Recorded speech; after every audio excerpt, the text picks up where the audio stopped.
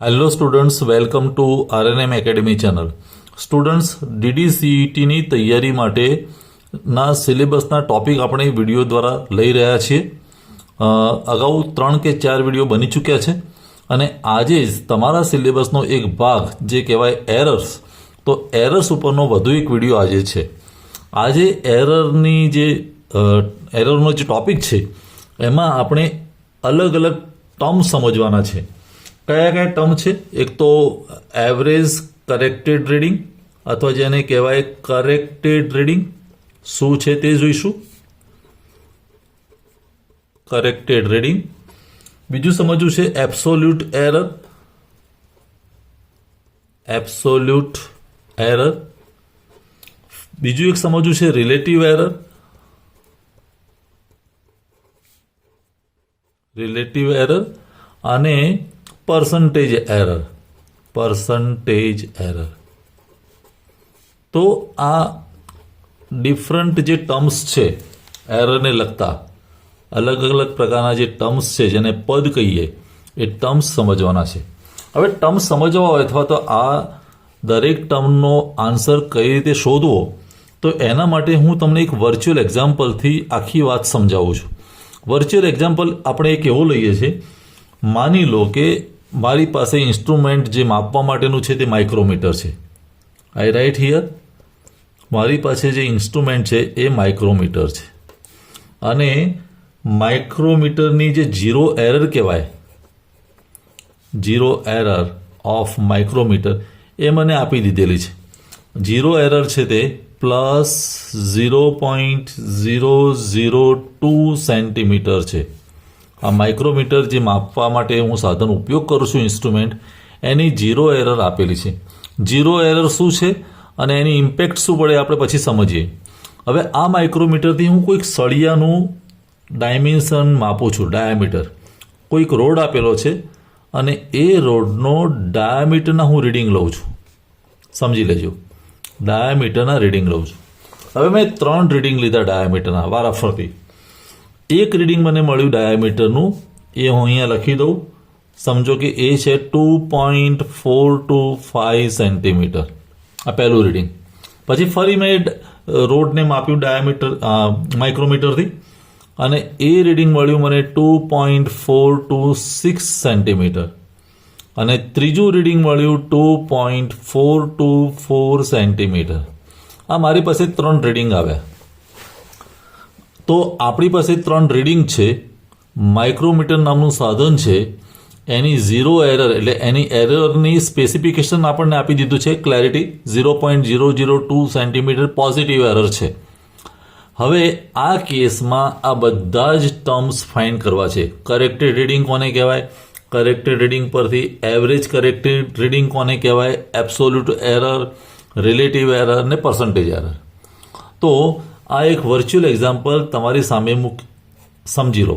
આ નંબર 1 કરીને હું લખું છું, તમારા માટે એક્ઝામ્પલ છે. હવે કઈ રીતે ફાઇન્ડ કરીશું દરેક વેલ્યુ એ હું તમને વિગતવાર સમજાવું છું, તો ધ્યાનથી સમજજો.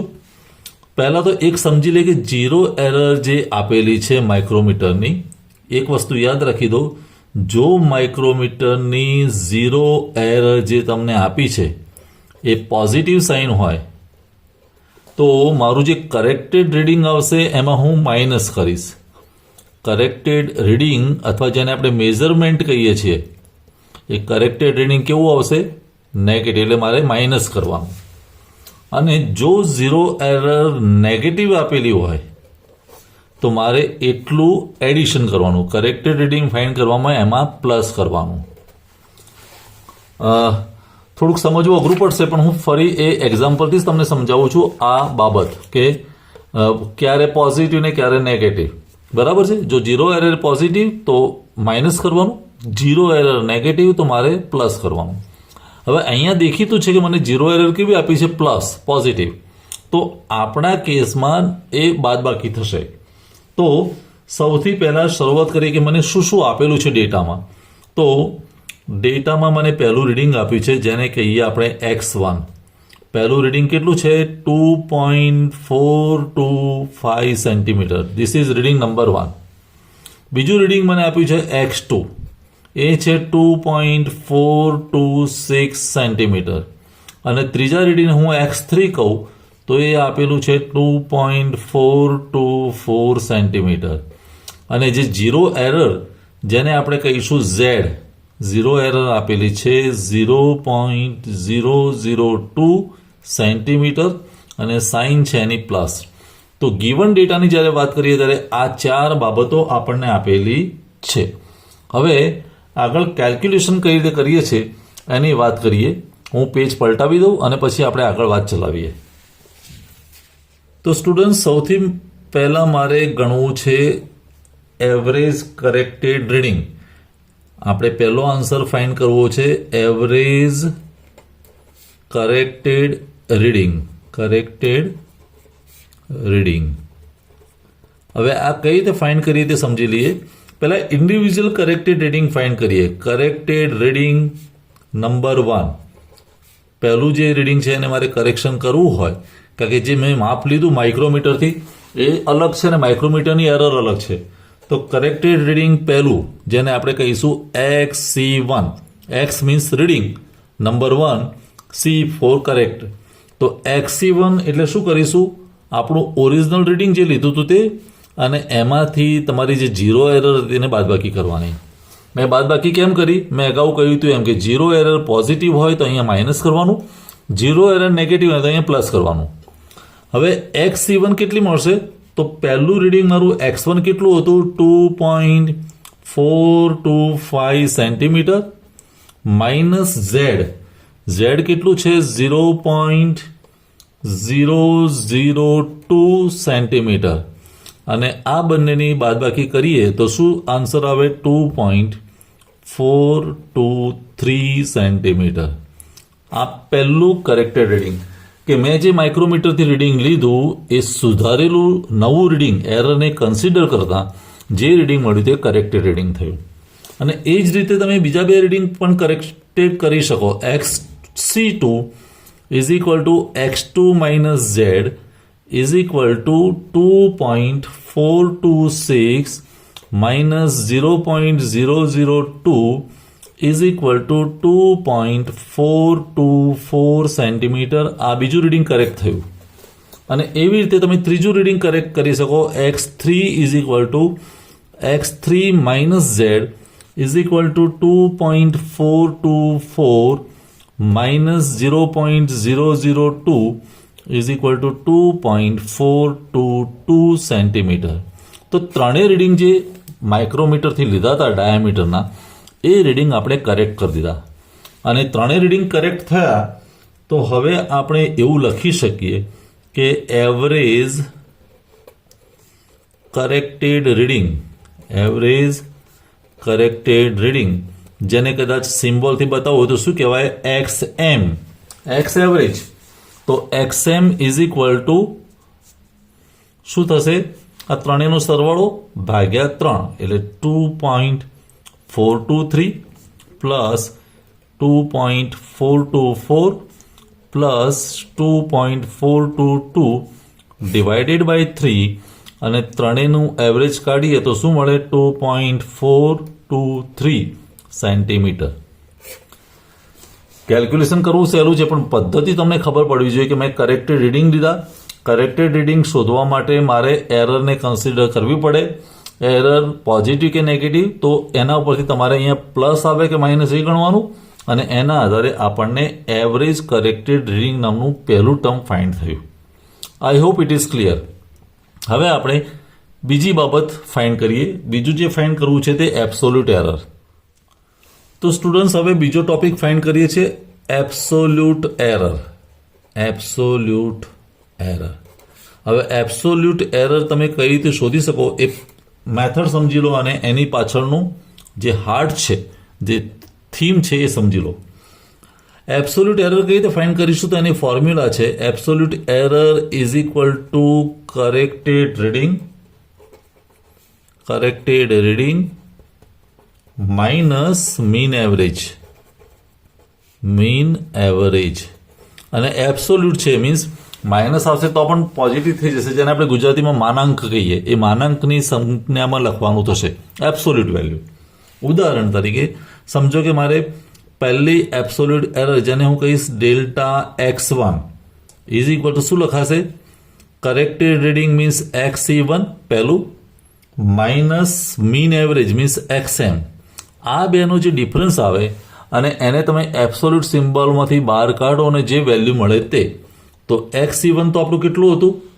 XC1 હતું 2.423 XC1 અને માઇનસ XM પણ કેટલું હતું? 2.423. બંને સરખા જ છે તો 0 આવે. એ માનાંકના સિમ્બોલમાંથી બહાર નીકળે તો પણ 0 જ થાય. એટલે પહેલાનો આન્સર મને મળે 0. એવી રીતે તમે ડેલ્ટા x2 કેલ્ક્યુલેટ કરી શકો. ડેલ્ટા x2 એટલે XC2 minus XM is equal two XC2 અગાઉ ગણી ચૂક્યા તેમ 2.424 માઇનસ XM તો આપણું ફિક્સ છે 2.423. હવે બંનેનો ડિફરન્સ લઈએ તો પોઝિટિવ આવે તો અહીંયા આન્સર મળશે 0.001 સેન્ટીમીટર આ ડેલ્ટા x2.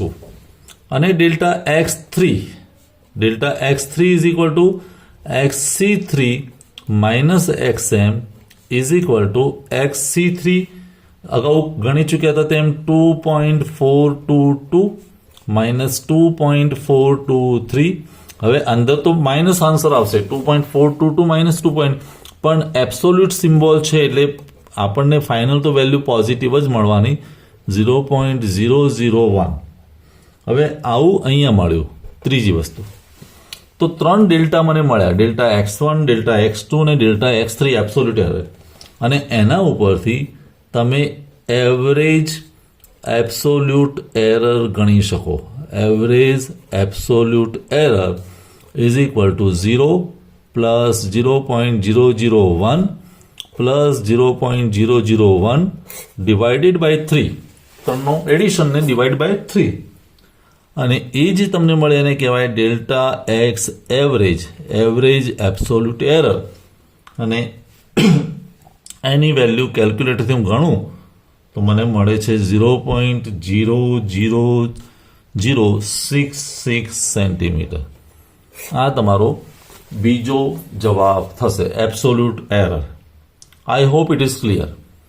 હવે ત્રીજો પાર્ટ સમજી લઈએ.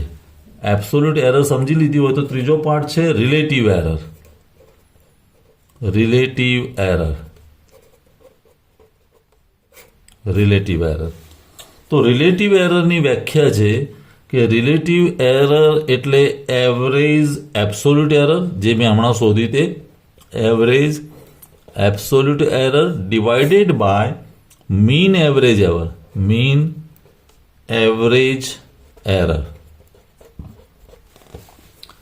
હવે એવરેજ એબ્સોલ્યુટ એરર તો કેટલી આવી? તો 0.00066 અને મીન એવરેજ કેટલી હતી? 2.423. અને આ બંનેનો જો ગુણોત્તર લઈએ, રેશિયો ભાગાકાર, તો કેલ્ક્યુલેટર મને જવાબ આપે છે 0.000272339. આ જે વેલ્યુ મળી એને કહેવાય રિલેટિવ એરર. અને રિલેટિવ એરર એકવાર તમને મળી જાય તો ચોથો જે પ્રશ્ન છે અથવા ચોથું જે ટર્મ છે તે પર્સન્ટેજ એરર. તો પર્સન્ટેજ એરર એટલે તમને જે રિલેટિવ એરર મળી એને 100 થી ગુણી નાખો. તો પર્સન્ટેજ એરર એટલે રિલેટિવ એરર ગુણ્યા 100 100 થી, એ તમને પર્સન્ટેજમાં મળશે.